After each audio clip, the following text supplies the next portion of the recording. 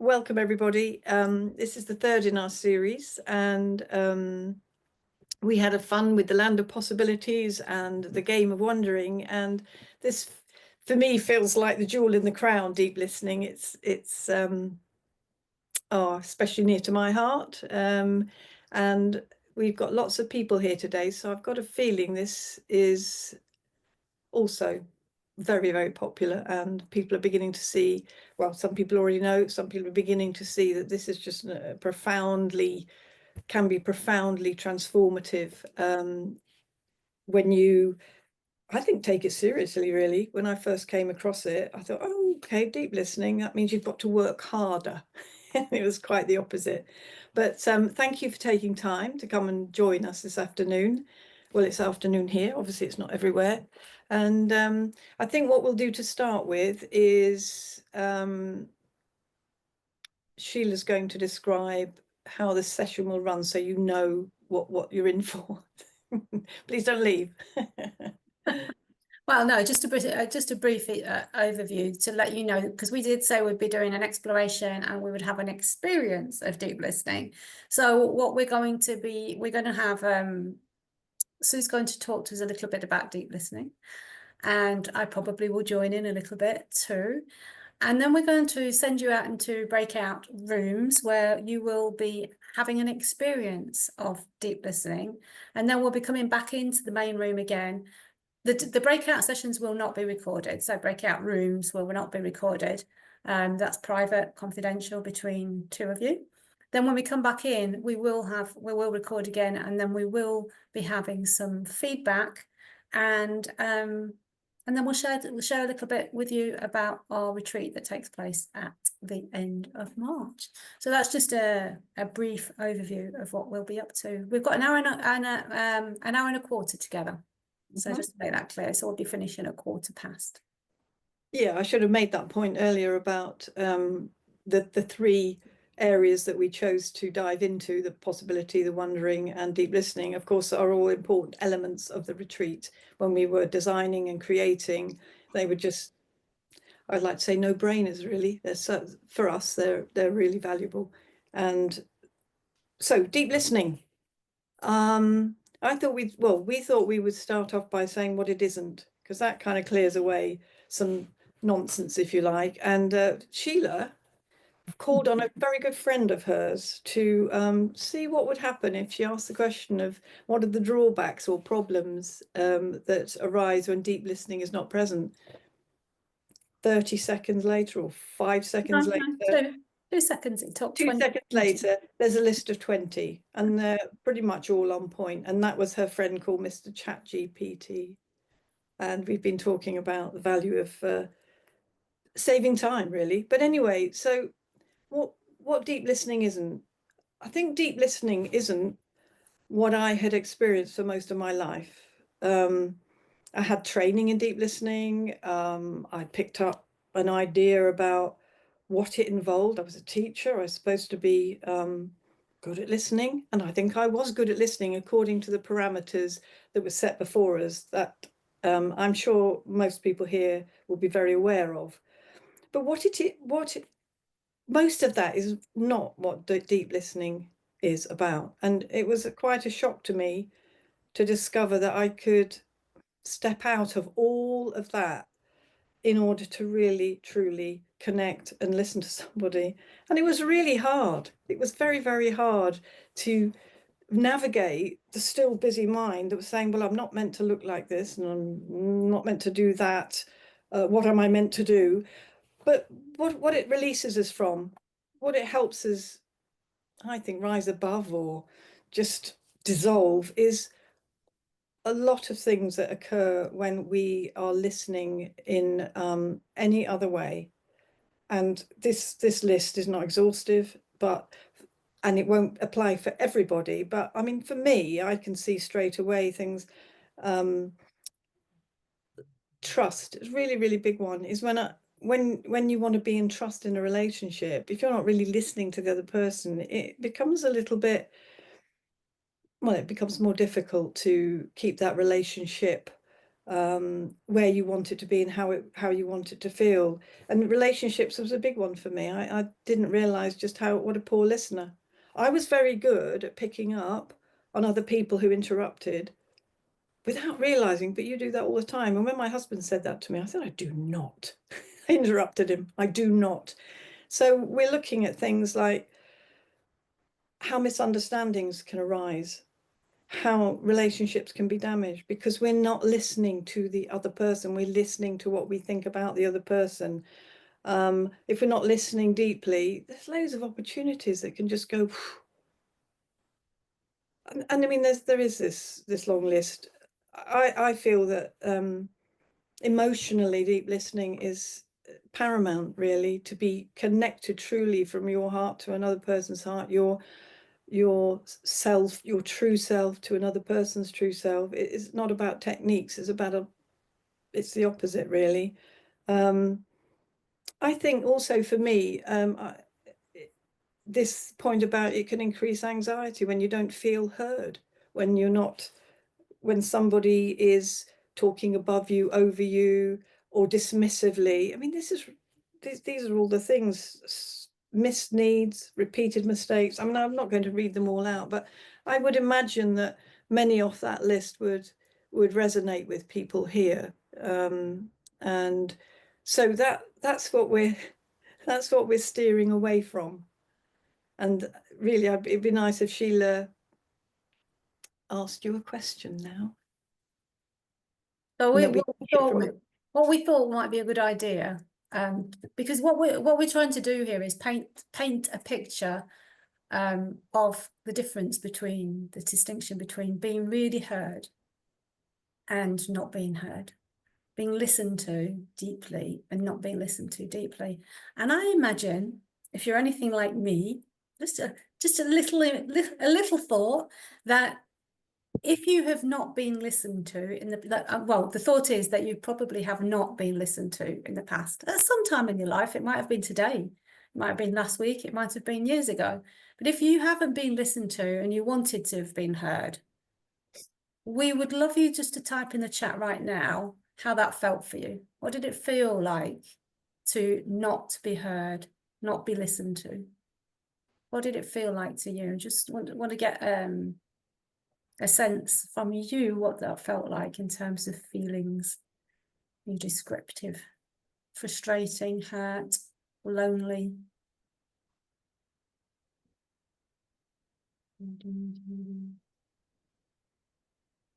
Angry. I'm going fast now, I'm really told. Unpleasant, dismissed, boring, discounted, confused, feeling dismissed, frustrated. Some people have the same sort of feelings. Yeah, dismissed, definitely. Not worth listening to. Yeah. And I think what you'll notice, I hope you notice, what all those feelings have in common is none. I don't think there's nobody said that said it felt good. Like there was no good feelings in terms of not being heard, not being listened to, unheard, miscommunication. Yeah. And in my world, I would call those, for me, it's a distinction between contraction and expansion. So not being heard, not being listened to, not being acknowledged makes me feel contracted. I go in, and all those feelings, to me, the frustration, the being dismissed, not worth listening to, unheard, frustrated, irritated, all those things have a very contracted feeling around them. And what we're looking to in terms of deep listening is the opposite. Is the the feeling of expansion. What it feels like to be listened to is expansive. So to go on to describe what well, first of all, some of the benefits have been, well, what I've just described is the benefit, feeling expansive. And I'm going to go back to what Sue said earlier. I also asked Mr. ChatGPT but 20, only 20 benefits of being deeply listened to. And I think it could have gone on forever and ever and ever.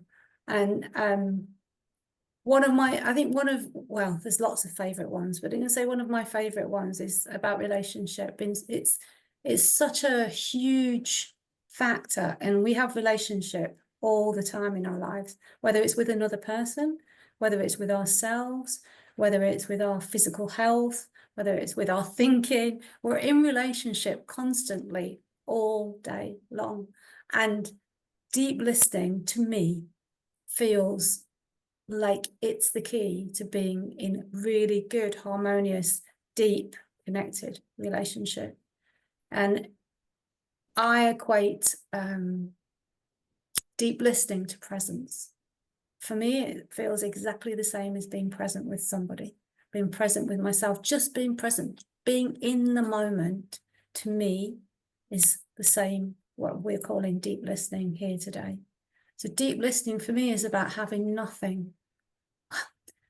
I was going to say, it's pointed in the direction of having nothing on your mind now. Is that possible?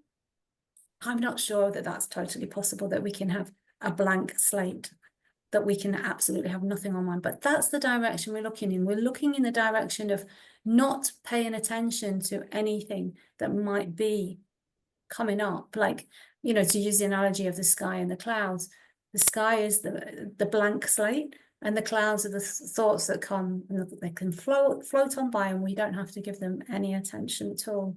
So deep listening is about being really, really, really present, just being. So Sue and I were talking about this earlier. We have that title, human beings, and yet most of us are definitely in the category, because totally innocently we've been taught to do.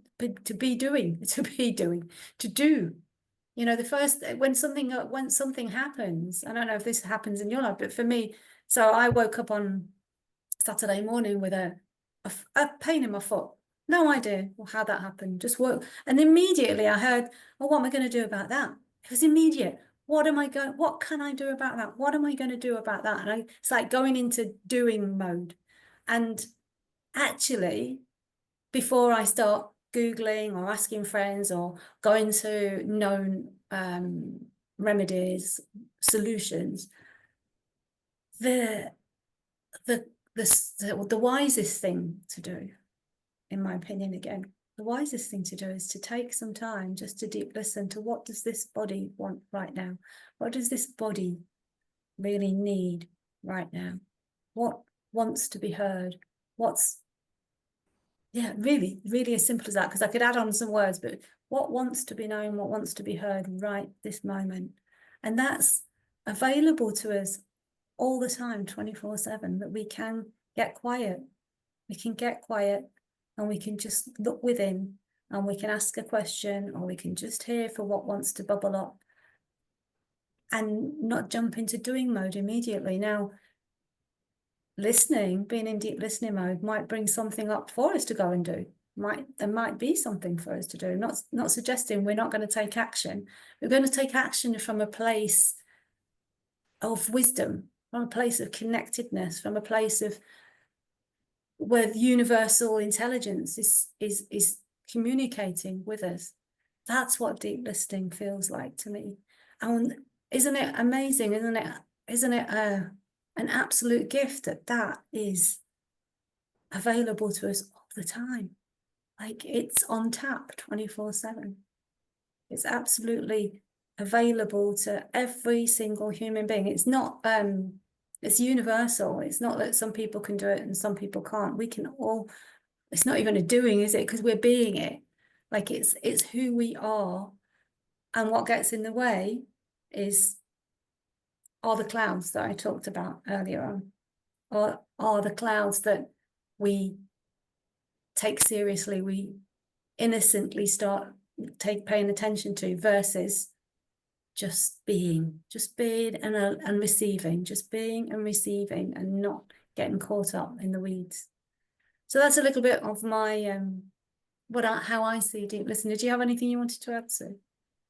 I suppose what came to my mind is it's transformative. So my experience would be it took away the struggle, it took away the difficulties, and you land in a place where there's more ease. I think there's more grace and there's more responsiveness to the actual person you're talking with. So I'm going back to not so much listening to myself, but listening to somebody else. And that just, I found that remarkable. Just in my, closest relationships, if I could just get over myself, stop thinking that something was required of me, or, they're asking for a solution, or I've got loads of advice, or I've read a book on that. It's like, no. And the difference is tangible, just the ease. So that was the word that kept coming up for me, the ease. And when a relationship has more ease, I think it just opens the door to all the things we really want. We want to be in loving connection and loving relationship, rather than struggling over blinking words and expression and ideas butting up against ideas. We're in a different world here. We're in a world where all of that is swept away, and I think the rewards are just extraordinary. I'm a big fan. Don't know if you noticed. Well, we are massive advocates for this thing that's been labelled deep listening. Absolutely. Yeah. Sue's actually writing a book on deep listening, so I'm going to put a bit of pressure on you. Come on, hurry up, Yeah. get it out into the world. Yeah, it's I have over the years. I mean, Dr. Jack Pransky is somebody who is the person back in 2012 who introduced this to me, and I had never heard of deep listening until that point in time, and it has been truly transformational, revolutionary. And I have sat through many a workshop with Jack, and watched the transformation in rooms over a 2.5 day period, over 5 days, over a couple of hours. Just the difference that it makes to somebody when that it's watching the light bulb come on. It's like, I didn't know this was available. Oh my God, is this what it feels like? Can I really just sit back? Well, actually, I'm not going to give away all the goodies.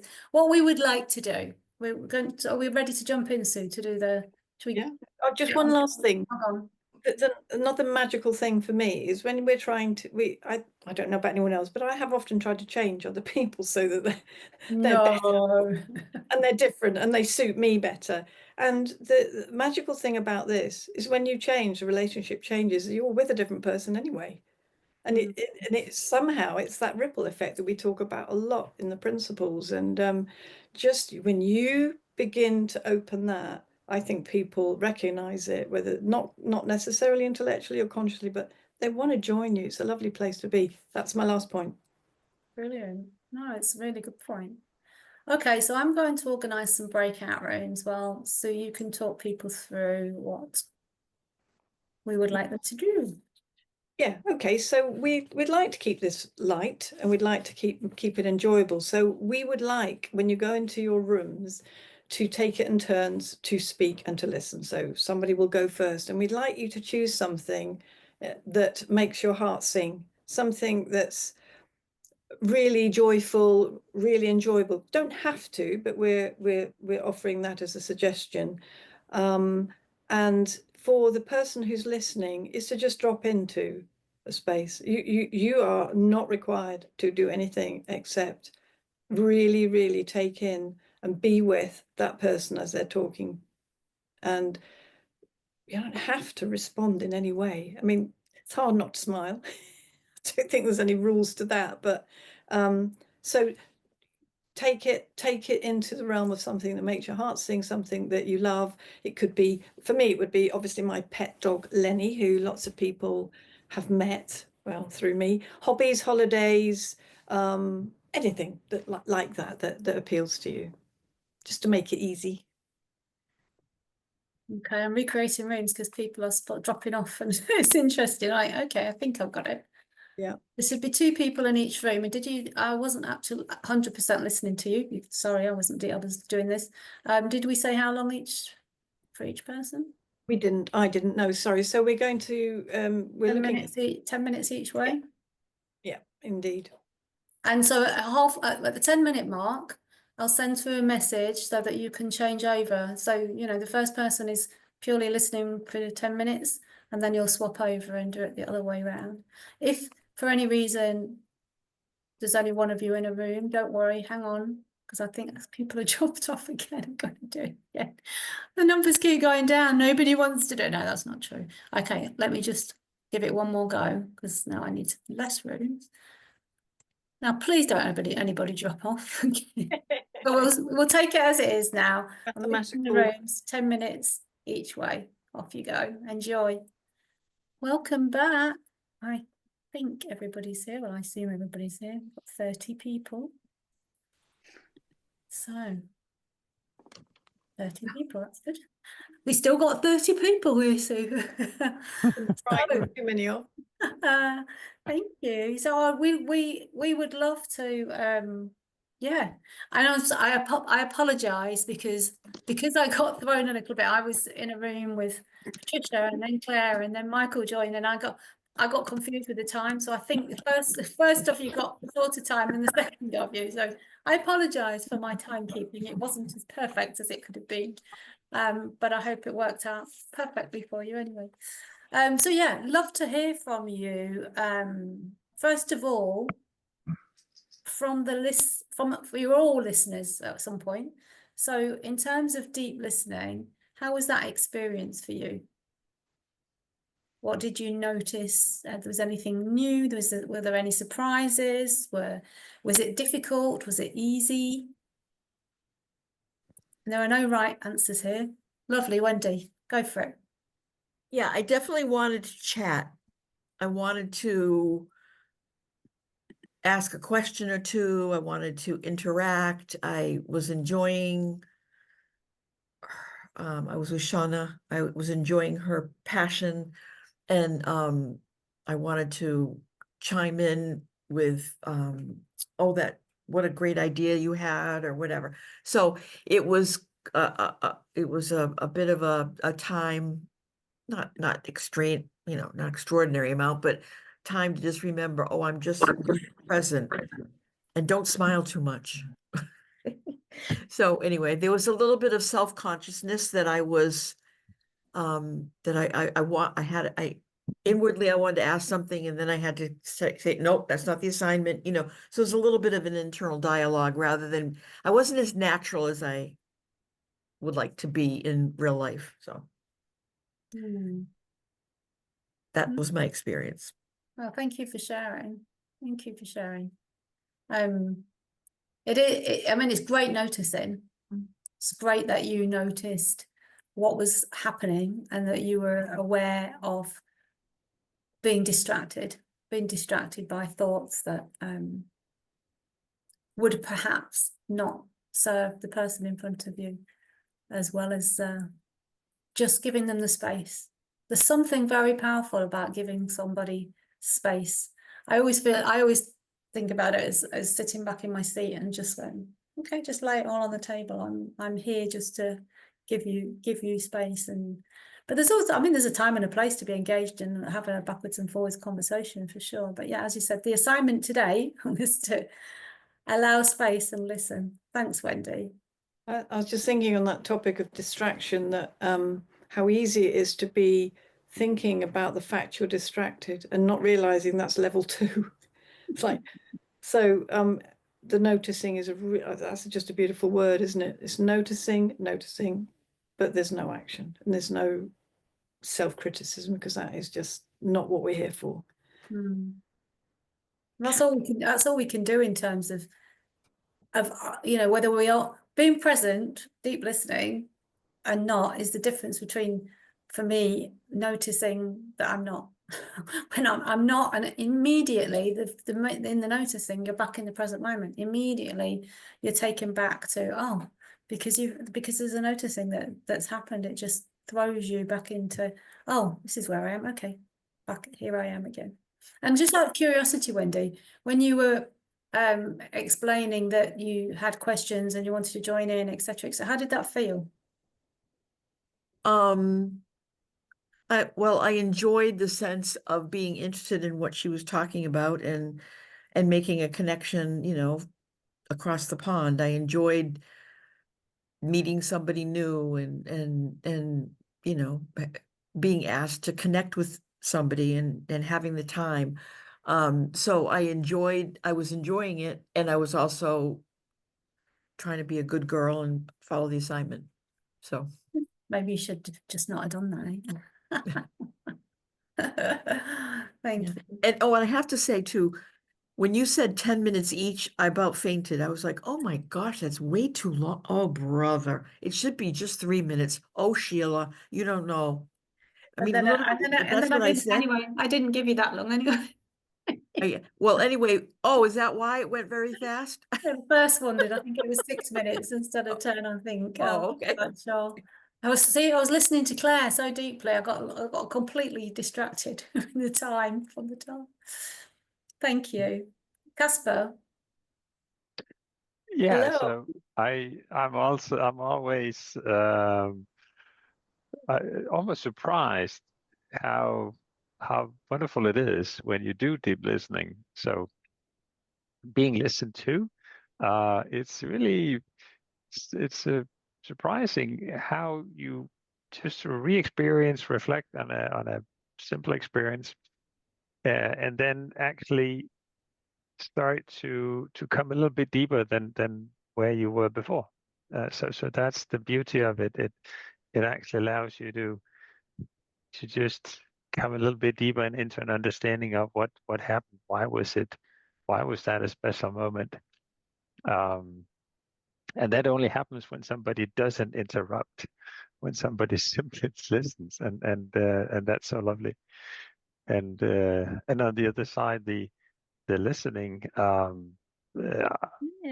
heard a wonderful story that I really I think there are many beautiful aspects in that also again gave me some input to where I struggle. So I really appreciated that, and also another reminder how hard it is to listen and not get distracted into a thought, and suddenly it's like, oh, I forgot to listen. What was it? So that happens a lot, at least here. So thanks.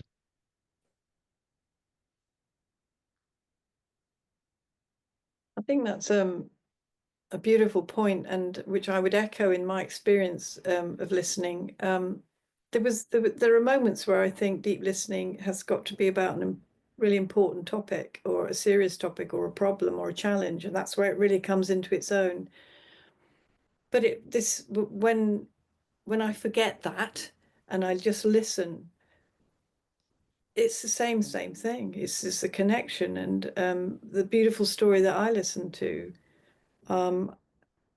was very, very, very moving. It was a very happy story. It's a very positive, but there was something about the goodness of it all that really, really impacted me. And I feel that with these opportunities, there's this expansive thing that I've often in the past really cut short my stories, really cut short. I'd be amazed at my husband who can tell a story that goes on forever.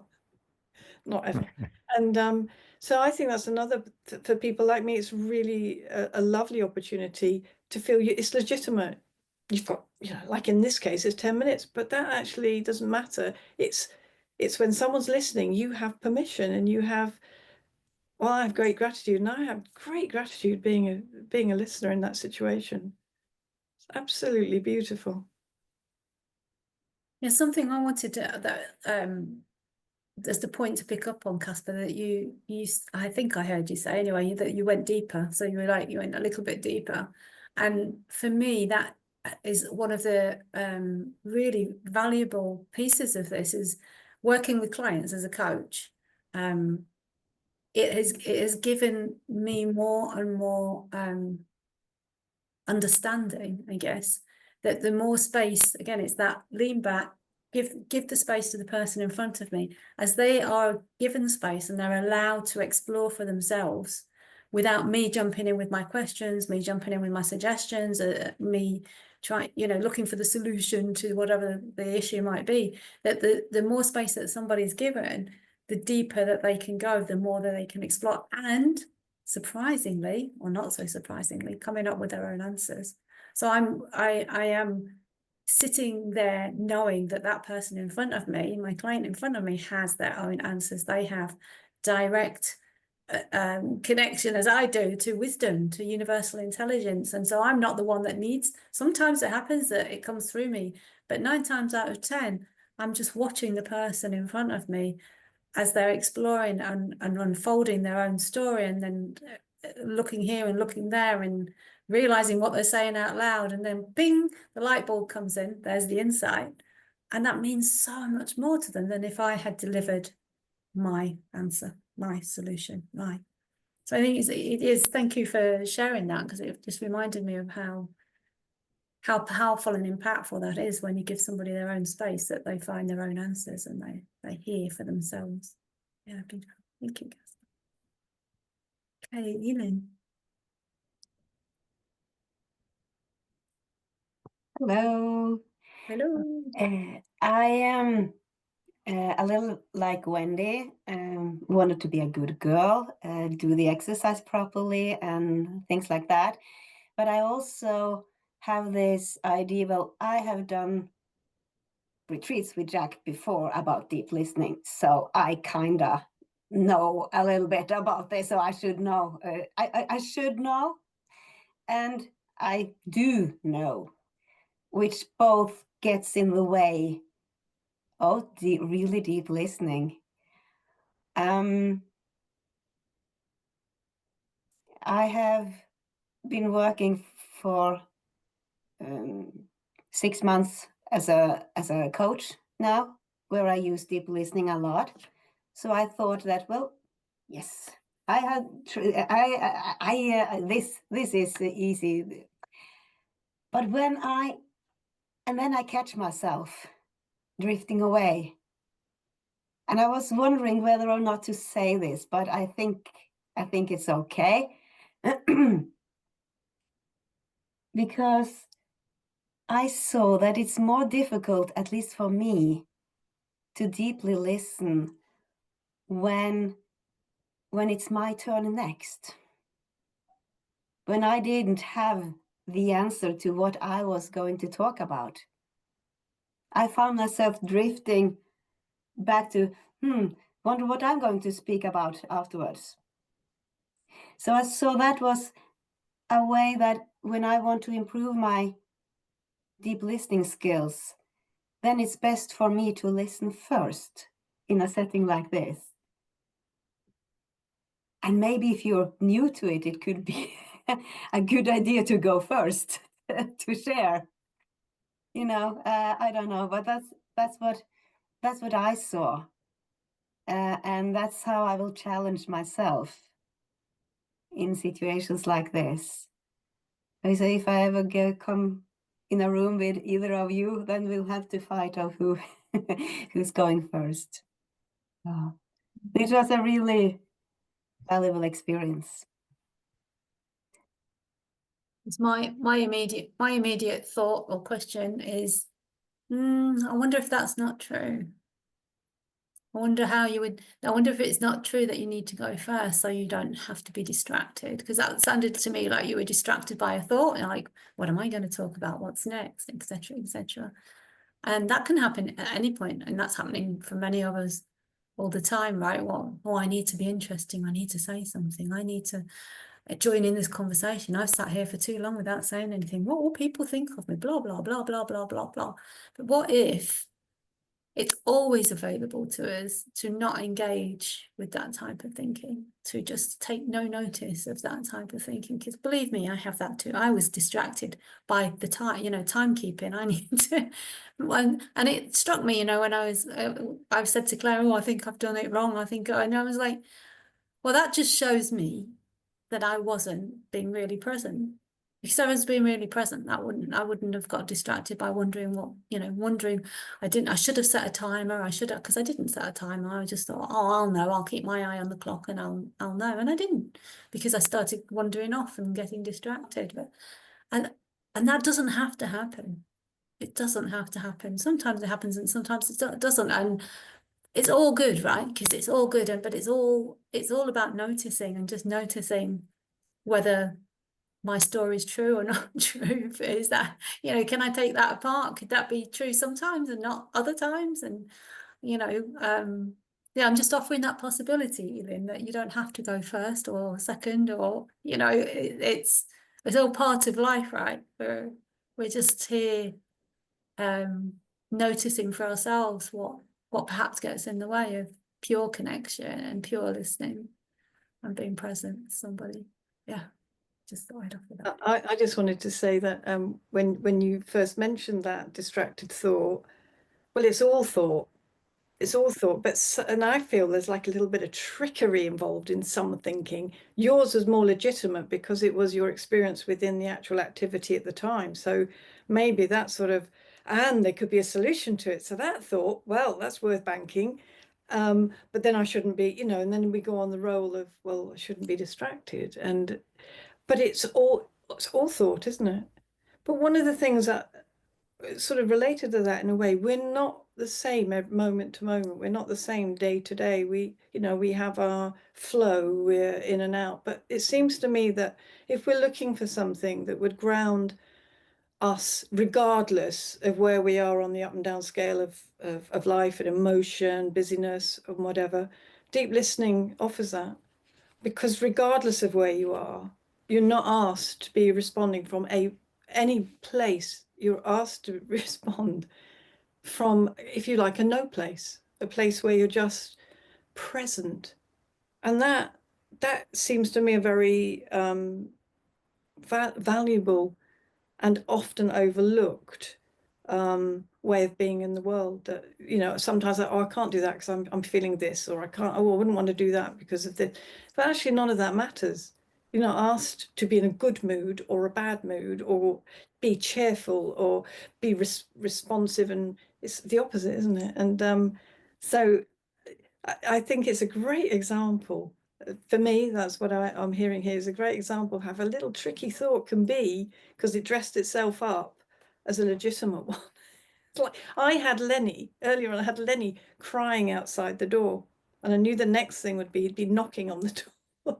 And I was thinking, Lenny's not a husband, by the way. oh, sorry, no, he doesn't cry at the door. Lenny's a dog. Do you know, I make this awful assumption, everyone knows that. Moving swiftly on. Sorry, moving swiftly on. Linda. That was very interesting, Ellen, and you two as well. I did go first, and I had an experience of bit of self-consciousness about, well, what am I going to say? You know, I've got to say something that's going to be worth listening to.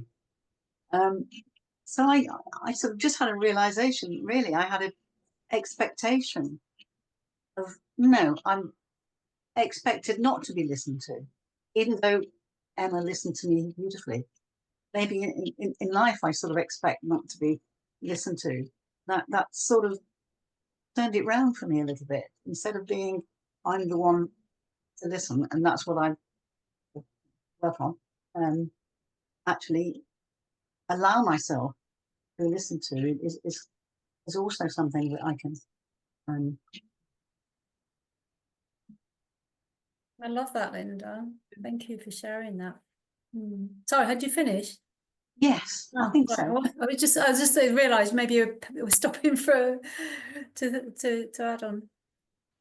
Yeah, It sort of highlights the partnership, doesn't it? It highlights the connection between people, whether we're listening or speaking. It's for both.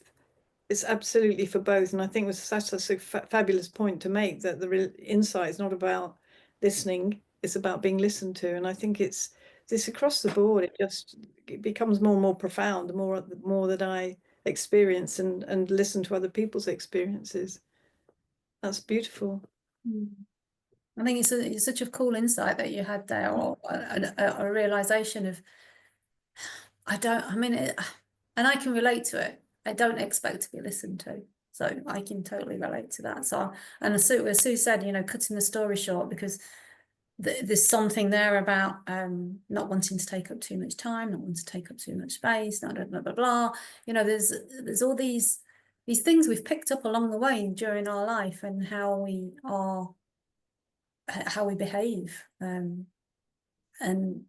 how wonderful to, for me anyway, I feel that like when I've been given permission to say nothing, actually, if I, you know, in that 10-minute space, I don't know if that was said by either one of us, but I know in my coaching relationships, for example, I've got very comfortable with leaving space and silence between us because I know that the more space there is, as I was saying earlier on, that people will have their own insights, the more space they're given to explore.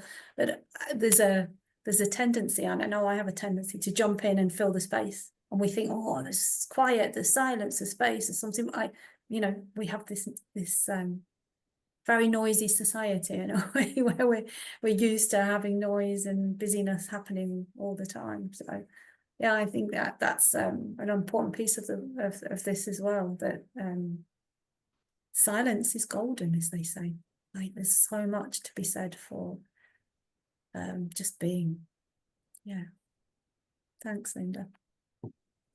Shona. Hello. Hi. Long time no see.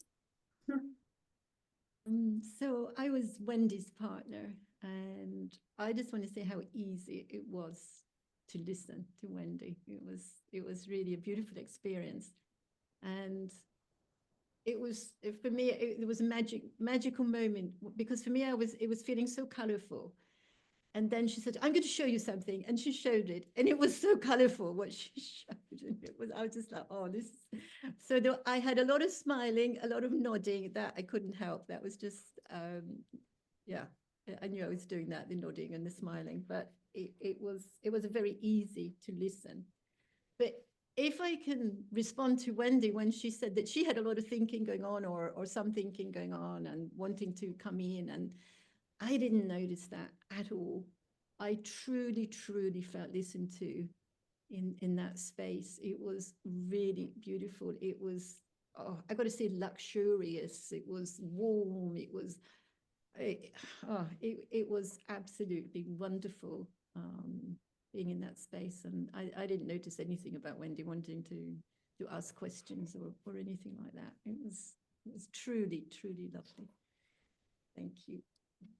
Isn't it a wonderful reminder of this experience? And I was saying earlier to Sheila that it's very easy to forget on a daily basis. So when we come together here and we are reminded of what is there for us, if we remember, and I'm already committed to really, really getting back as best as I can and deeply as I can to listening, because I forget, and I realize if I reflect, oh well, you know, I've been speeding up a bit, not only for myself but in my listening, and it's just not the same quality. It just truly isn't. The presence, the quality is just not there. And isn't it lovely that you had that beautiful relationship, despite the fact that Wendy was having a few thoughts? There's no on-off switch, is there? This is the problem. No, switch it off. I love what you said, Sue. What really resonated with me was, yeah, that was so beautiful, that experience. And we all have that to give to somebody else. That's yeah, thank you. That really resonated. Beautiful. Yeah, it's, as I said earlier on, it's universal, and it's art. Sometimes I've called it a superpower, but it's a super gift, isn't it? That we've been given this gift to be present, to deep listen to everybody, everything, and ourselves too. It's just, and it's free. It's available all the time. Okay, Rose, you're going to take us home, it looks like. Hello. Hello. Hi. Got my mic on now. Seconding what several people have said about when I was being listened to, I wasn't sure.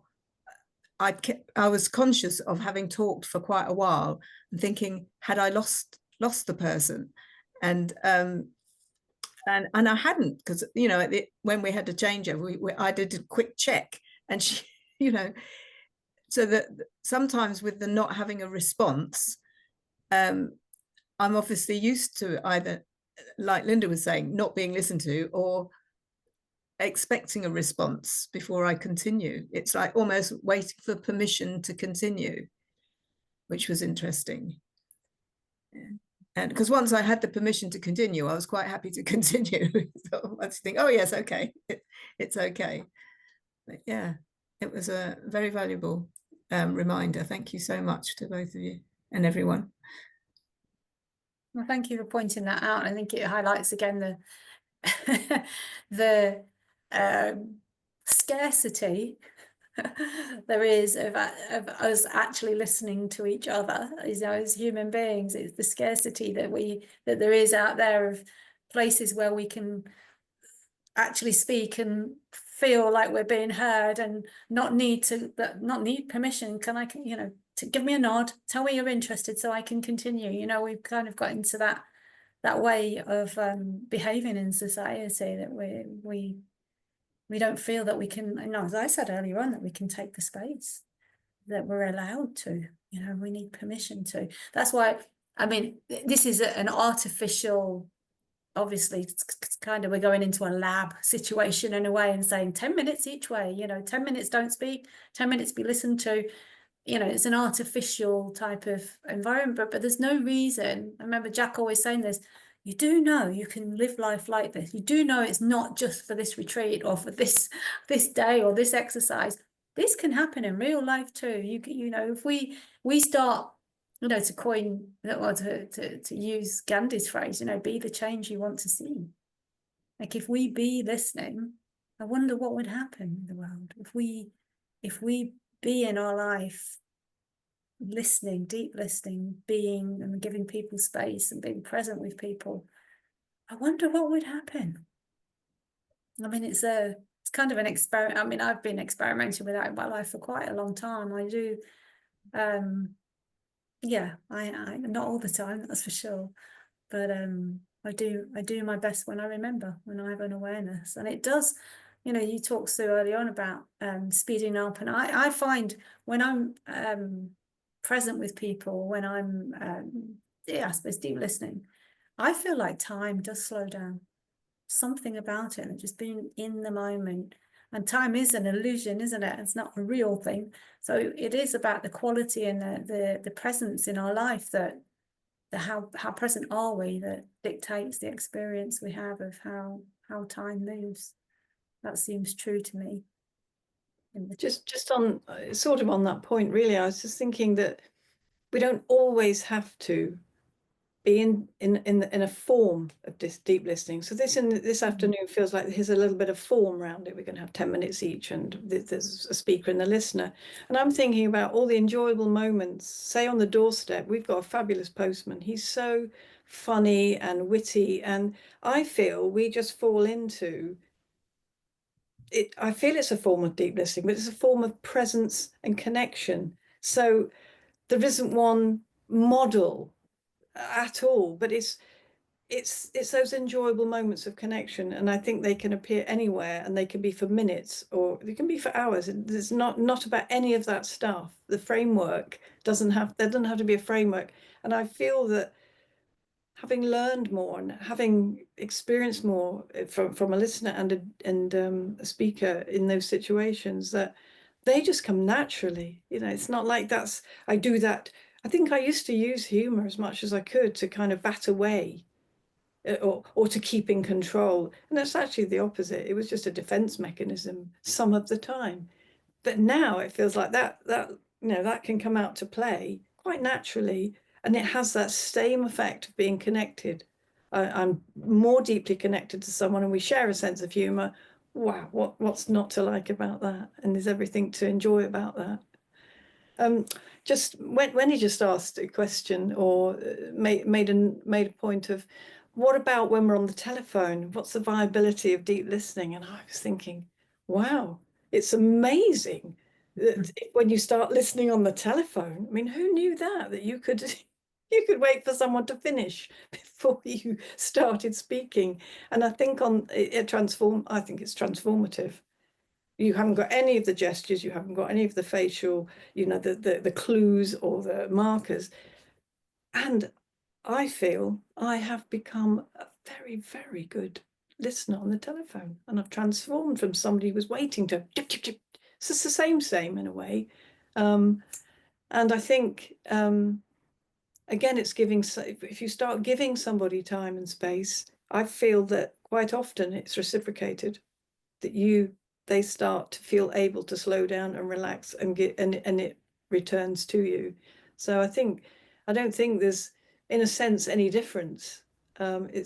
It's just going to enhance, whether you're face to face, whether you're on Zoom, or whether you're in person. It's just a total enhancement.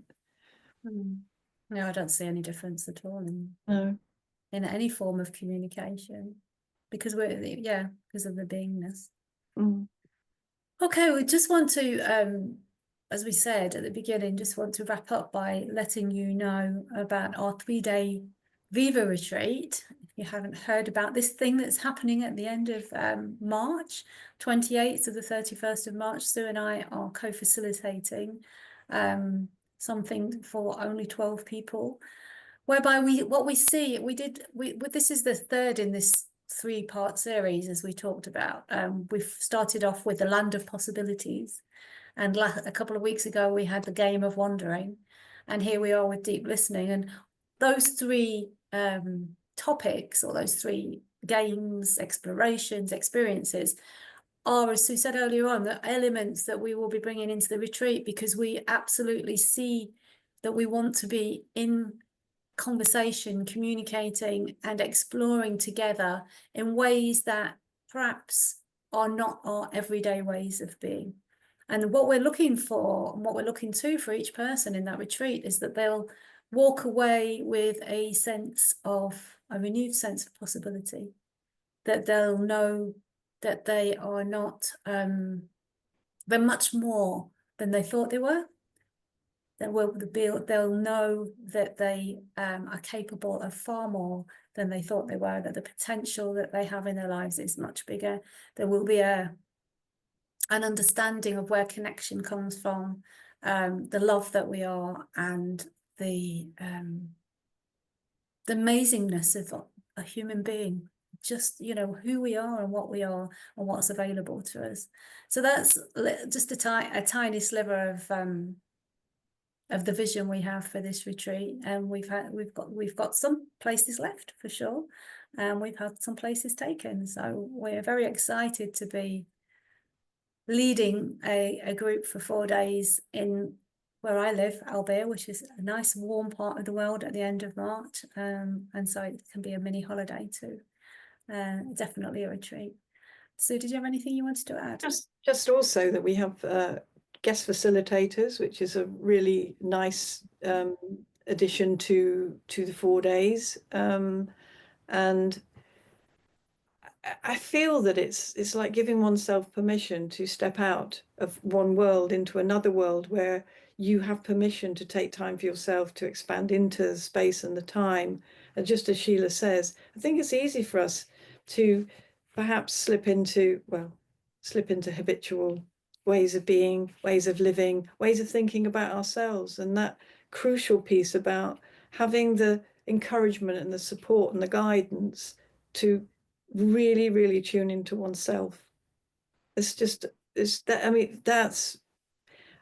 in a way, it's been a later piece for me to come to feel that and see that and experience the depth of that. And I think that's going to be a very, very important aspect of what we're doing.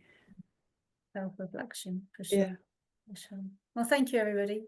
Yeah, thank you. Wonderful. Thank you for playing. Yes. And I hope, I hope that you've got lots out of it for yourselves, and we look forward to seeing you again. Sure, there'll be another one somewhere along the way. Yeah. We'll be inviting you to come and explore with us. So yeah, have a wonderful rest of the day, everybody, and we'll see you soon. Bye for now. Thank you. Bye. Bye.